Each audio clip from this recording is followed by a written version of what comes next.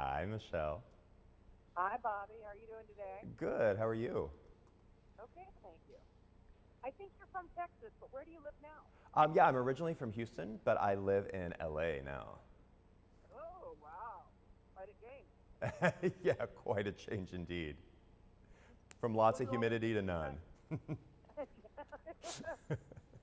were you always interested in do-it-yourself projects and design? Yeah, ever since I was a little kid, I was always that kid that was changing his room around and moving his parents' furniture around. So it's always been something that has been an interest to me. Now, how would you describe your design point of view?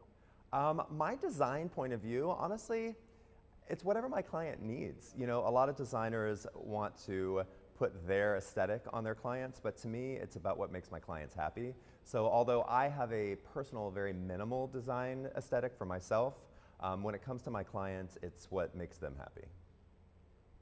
Now, what do you like best about being on Queer Eye? The thing I love best about being on Queer Eye is just being able to help people. A lot of shows, the helping is kind of staged and fake, but with us, we're really able to use our careers, our passions, our gifts to really help people and use those as tools to affect emotional and social change.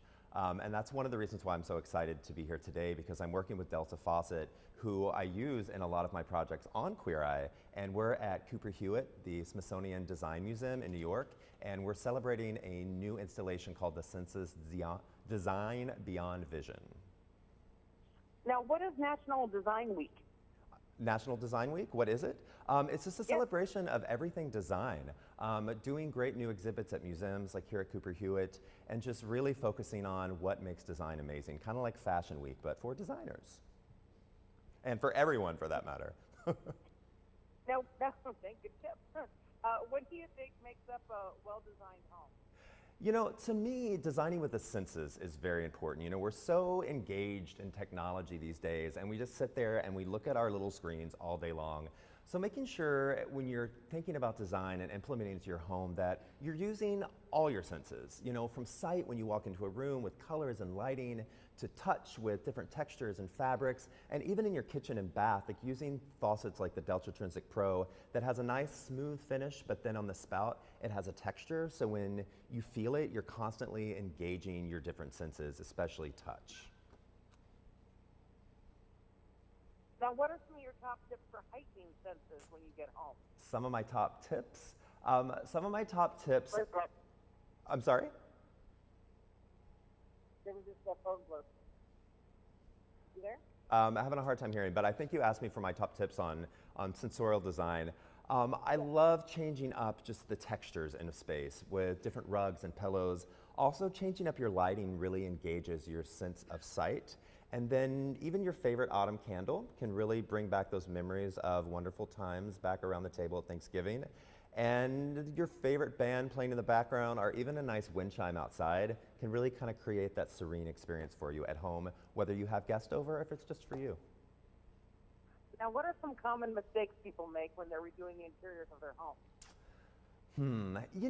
For me, I don't necessarily think there are mistakes in design, because design is so personal. You can make sure that you go along with the trends and what designers tell you, but to me, I always tell people, find that piece you love and build from that, and it'll never be a mistake if it's something that really makes you happy. What are some little things people could do that make big changes? Little things, a can of paint goes a long way to freshening up a space without spending a lot of money. Also, if you're wanting to redo your kitchen or bath, but the budget isn't quite there at the moment, changing out your faucets, changing out those fixtures can really give you a completely updated modern look without spending a ton of money. Now, can you share a few design tips for people looking to refresh their spaces this year? My design tips for people looking to refresh their spaces? Yes. Yeah, just quick tips would be, refreshing it with some new paint, whether you're going all white to really get rid of a dark look, or if you know me and my design on Queer Eye, I liked using dark walls. It really creates a very relaxing mood. So that's a quick tip. Changing out pillows and throws. And again, in the kitchen, changing out, if you can't redo your cabinets, faucets, countertops, those are really quick and inexpensive ways to change out and update your home without spending a lot of money. No, where can people get more information on these design trends? So you can check out Delta Faucet on Instagram, or you can go to deltafaucet.com/designbeyond. Now, what do we have to look forward to in the next season of Queer Eye? The next season of Queer Eye, I can't give away too many secrets, but we are in Kansas City. I was born in Houston, but I grew up most of my life in Missouri, so you'll be able to see how amazing Kansas City is. It's definitely not the Missouri that I left when I was 17, and also just a whole lot more diversity than before. Most people are surprised that we can get even more diverse, but we have. And how do you like your fans to connect with you? You can always check me out on Instagram. It's Bobby Berk, BiBobby Berk. Now, is there anything you want to add right now? I think I'm good. Again, just check out Delta Faucet on Instagram and also Cooper Hewitt. They have such amazing design installations year-round, not just during Design Week. And sensory design sounds like something that it should be intuitive, but people don't think about that very often. Right, you don't think about engaging your senses often with design, but it really is important because you always want to make sure you're not just engaged in that screen and everything around you is helping you keep your senses alive. I think so. I think that's a great idea. Thank you for all these tips. Of course, thanks for having me. Take care. Bye-bye. Bye.